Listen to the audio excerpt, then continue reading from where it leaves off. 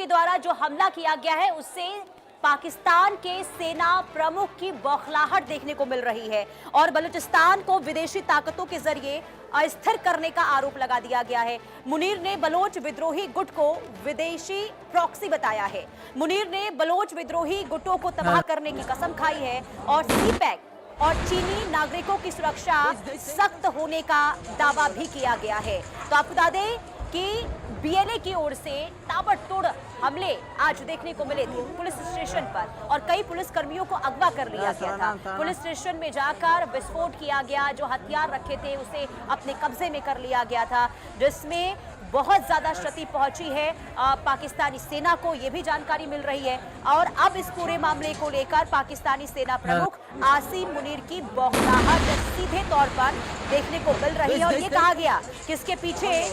विद्रोही गुट को बताया गया कि जो बलोच विद्रोही गुट है उनको विदेशी प्रॉक्सी बताया गया है और मुनीर ने बलोच विद्रोही गुटों को तबाह करने की कसम भी खा ली है। तो बीएलए बहुत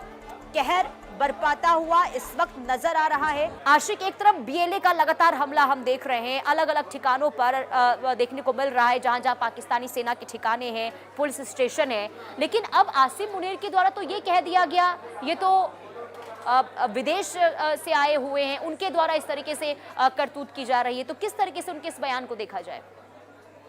देखिए, बिल्कुल जिस तरह के हालात इस वक्त बलूचिस्तान में बने हुए हैं, एक के बाद एक हमले जो है बलूचिस्तान की बीएलए लिबरेशन आर्मी जो है वो कर रही है। दरअसल हमले इसलिए हो रही है क्योंकि कुछ दिन पहले पाकिस्तानी आर्मी की तरफ से जो है एयर स्ट्राइक की गई, 30 से अधिक मासूम बच्चे जो है वो मारे गए और उसका बदला जो है अब बीएलए लगातार ले रहा है, क्योंकि जिस प्रकार की सिक्योरिटी सिचुएशन इस वक्त बलूचिस्तान खैबर पख्तूनख्वा में बनी हुई है, तो लोगों को डराया जा रहा है, लोगों को धमकाया जा रहा है और वजह ये है कि रिटेलिएशन जो है बीएलए और टीटीपी एक साथ मिलकर कर रहे हैं। फिलहाल लगातार अगर हम देखें तो पाकिस्तानी सेना प्रमुख की तरफ से ये कहा गया है कि इसके पीछे भी विदेशी ताकतें हैं, लेकिन ये इल्जाम है। लेकिन जिस तरह से सप्रेशन पॉलिसी इस वक्त बलूचिस्तान के लोग झेल रहे हैं, वहां पर फॉल्स फ्लैग ऑपरेशंस किए जा रहे हैं और उसका आउटकम जो है यही अटैक्स है जो कि अलग अलग ठिकानों पर इस वक्त हो रहे हैं। चाहे हम पुलिस चौकियों की बात करें या इससे पहले हमने देखा था कि एक बार फिर से ट्रेन को उड़ाने की कोशिश की गई थी, जाफर एक्सप्रेस को,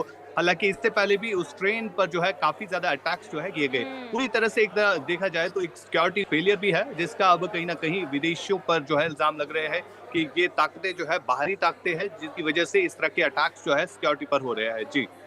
लेकिन देखिए, हैरान करने वाली बात तो है नहीं आशिक, क्योंकि हमने पीओके में देखा जब वहां पर विरोध प्रदर्शन हो रहा था तो कैसे कहा गया कि ये तो भारत के द्वारा करवाए जा रहे हैं, भारत के ये सारे लोग हैं, और अब जब बीएलए के द्वारा ये हमला किया गया है, विदेशी ताकत बता दिया गया है, आखिर आसिम मुनीर अपनी कमजोरी क्यों नहीं मानते? ये क्यों नहीं कहते हैं कि वहां की जो सेना है वो कमजोर हो गई है?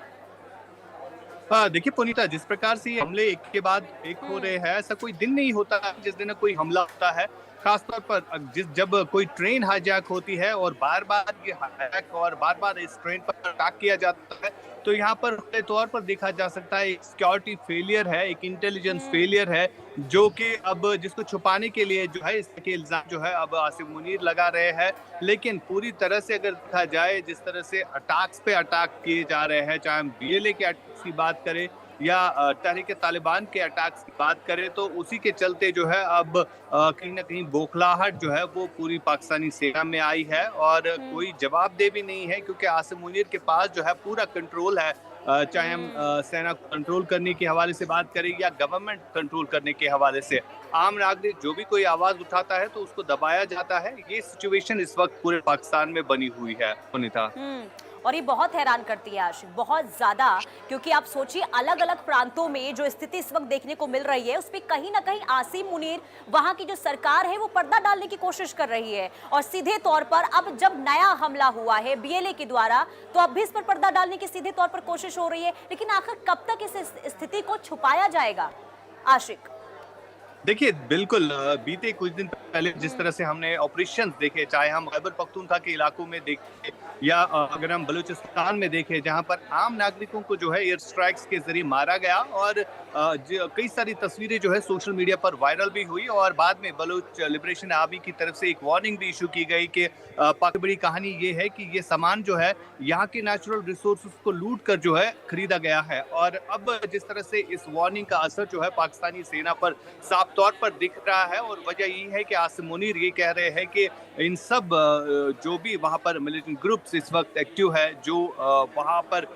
इस वक्त अटैक पे अटैक कर रहे हैं, पाकिस्तानी सेना हो या जो चाइनीज वहां पर इस वक्त इंफ्रास्ट्रक्चर बिल्ड हो रहा है, उनके ऊपर जो हमले हो रहे हैं, तो उसके पीछे सबसे बड़ी वजह ये है कि ये एक फ्रस्ट्रेशन है जो साफ तौर पर दिख रही है और वजह ये है कि आसिम मुनीर जो है इस तरह का बयान दे रहे हैं और आने वाले समय में किस तरह के हालात पाकिस्तान के होंगे ये फिलहाल काफी ज्यादा कठिन लग रहा है, क्योंकि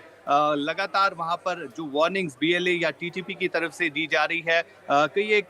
चाइनीज कंपनी जो इस वक्त बलूचिस्तान में काम कर रही है, तो वहां पर जो वर्कर्स लोकल होते हैं उन्हें भी कहा गया है कि वो घरों में ही रहे, वो इन कंपनीज में काम ना करे। बिल्कुल यानी इस जमीनी तरह स्तर पर जो है हालात अब दबाव खराब बनाया हैं। जा रहा है। बीएलए लगातार चुनौती बनकर पाकिस्तानी सेना के सामने दिखाई दे रही है, लेकिन इसके बावजूद भी भले ही नकारते रहे और दूसरों पर आरोप मढ़ते रहे आसिम मुनीर, लेकिन पूरी दुनिया देख रही है कि इस वक्त पाकिस्तान की स्थिति क्या है। बहुत शुक्रिया आशिक तमाम जानकारी देने के लिए। बहरहाल आगे बढ़ते हैं और बड़ी खबर धर्मेंद्र प्रधान से जुड़ी